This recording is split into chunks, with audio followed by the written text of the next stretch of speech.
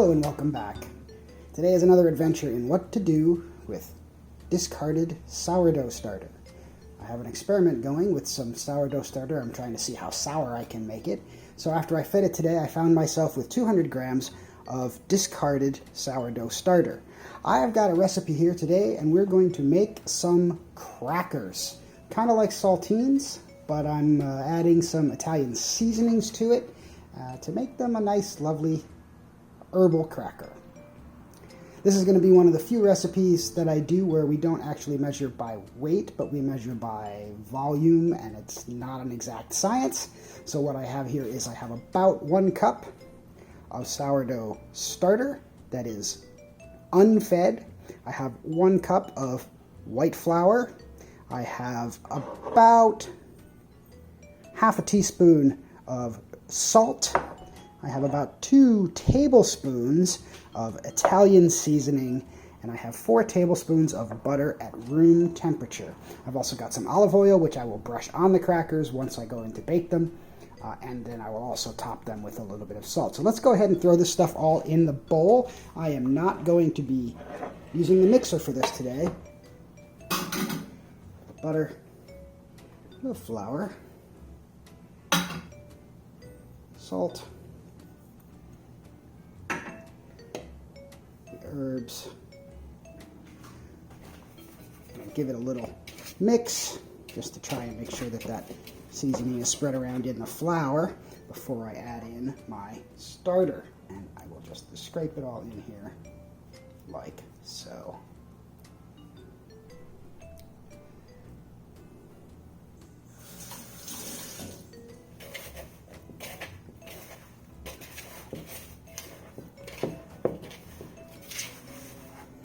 The object is to make a solid dough here. Alright, as you can see, it's pretty solid now. That really didn't take me very long, but you see I've still got some butter in there. So I'm just going to mush this, knead it around a little bit. I want to end up with a smooth, not particularly sticky,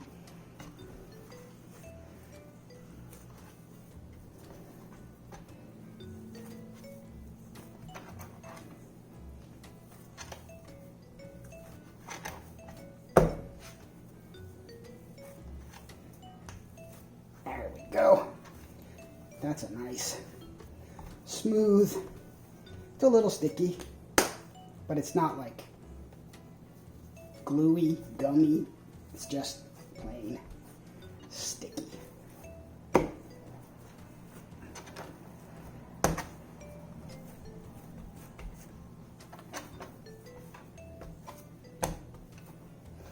What we do with this, we cut this into 2 roughly equal.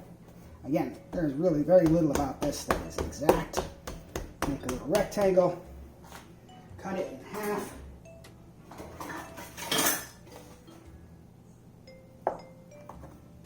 Wrap each of these bits up in some plastic film. Stick them in the fridge for about half an hour.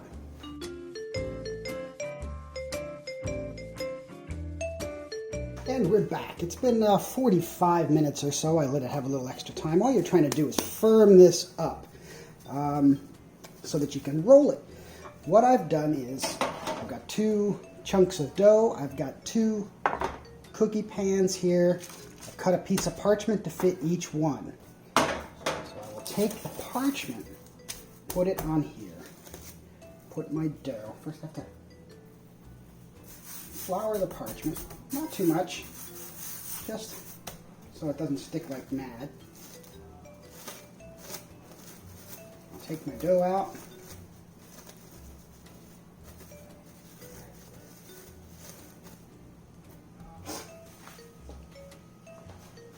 Sprinkle a little flour on top. And then what I'm going to do is roll this out pretty much to cover this entire sheet. And I want it to be about 1/16 of an inch thick. It's going to be pretty flat. A lot of people cut these into smaller pieces and run them through a pasta maker. And that's a great idea, actually. But I'm not doing that right now because, well, because I don't feel like setting up my pasta maker for sure.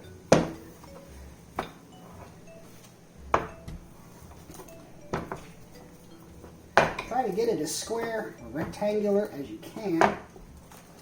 Remember, you just want it to be only really thin. 1/16 of an inch, even less if you can, because it is, of course, going to rise up as it cooks, like any dough does. All right, so we spread it out pretty thin. You can see that's fairly thin there. Our next step here is to brush it lightly with some olive oil. This is plain old olive oil. This isn't any extra virgin nonsense, because I'm just brushing it on here to give it a nice gloss and to help the salt stick. So, just your average, ordinary cooking olive oil. Don't waste your money on this expensive stuff for this. That being done, now I've got some kosher salt. Sprinkled it on the top. That looks pretty good so far, doesn't it? Look at all that. Be generous, because it's going to fall off after they cook. You want enough to stick. You can give it a pat. Grind it in a little bit if you want. Next step is to slice it. You can use a knife, long knife like this, or you can use a pizza wheel. A pizza wheel works really well, but I'm going to use my knife. And I'm just going to cut it into roughly 1-inch squares. They're going to be small crackers, but that's okay. We don't mind.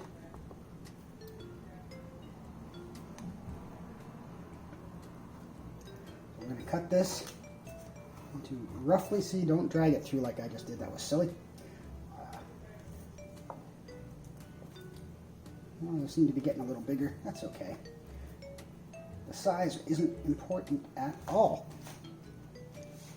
Now, while I've been doing this, my oven has been preheating.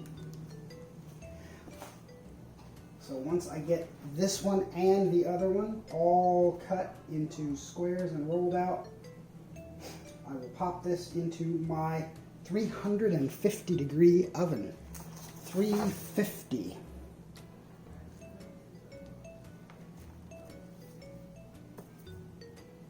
You don't have to go any further to separate them. Just let them do their thing. They'll pull apart. You can see. Also, I should have done this first, but it doesn't matter. You can do it either way. Actually, I need to get out a fork, because what does every cracker you've ever eaten have in it but a whole lot of little pinholes? That's to keep it from poofing up and becoming, I don't know, some kind of biscuit. So, got that. I've got a fork. You just give each one, takes a minute, a couple of holes. So, this will take a minute. I will poke these, I will roll them out, and I will get the other ones going, and we'll pop them in the oven. This is the second square of dough, which actually was in the fridge the whole time I was rolling out the other one, and this one has gotten stiffer. So probably you want to go about an hour. What you want is you want it to be firm. The last one was a little less firm. It's all good. I'm going to roll this one out. This time I remembered to have my fork ready so we can roll it.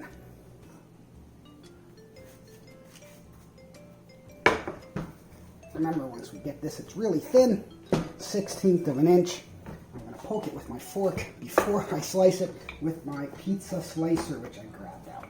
Show you that we can do it both ways, and it's still going to come out just fine. This is one of those recipes that's not about precision. It's about what feels good. Clearly, you do need to have the right amounts of things in there, but it's not about exact. It's about using up the leftovers. Notice I'm not really all that worried about keeping it in the rectangle. I'm gonna brush it. Actually, let me poke it first. I can poke it first. You just want to poke it everywhere.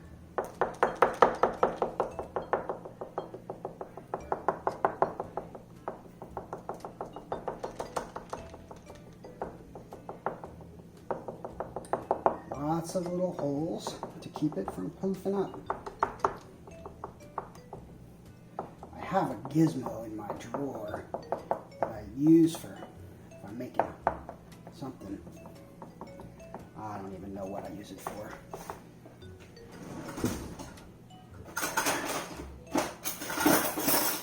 That's this bad boy right here. This one works too. Except that those holes are really big.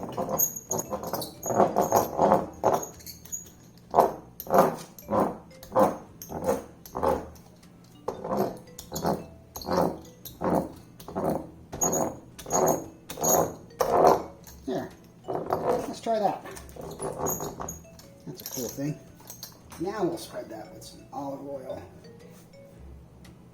Again, the cheap stuff. Olive oil is a nice flavor, but you don't need to put the expensive EVOO, as they call it. I don't care to call it whatever you want to call it. Just a brush. Sprinkle it with some salt. Again, be generous with the salt because it will fall off once they're baked. Pizza cutter.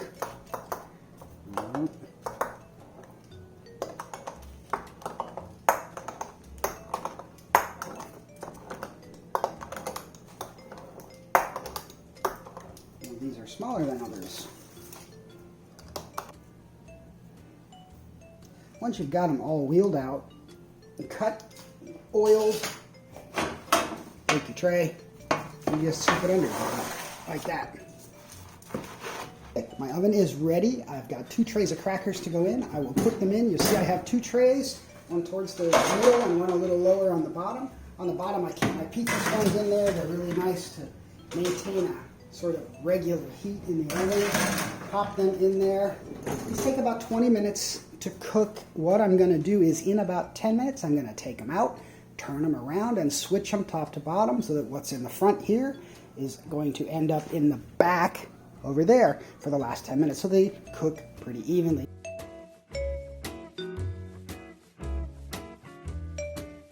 All right, 10 minutes. 10 minutes, time to flip things around. So again, like I said, I'll take this one out. So here I'll take this one and turn it so that it was on the back becomes the front, the top. Likewise, this one was on the top will go back to front on the bottom. Give them another 10 to 15 minutes.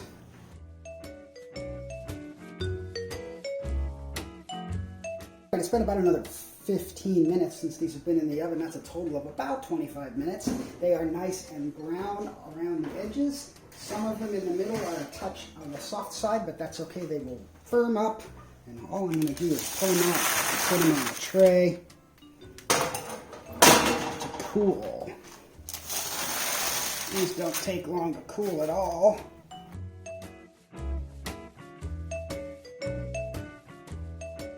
We're back, and they're cooled. Let's see.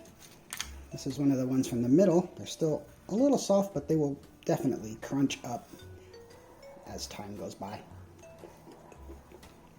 That's pretty tasty. Here's some from the edge. Nice and crackery. And also very tasty. So, sourdough discard crackers. I hope yours are as good as mine.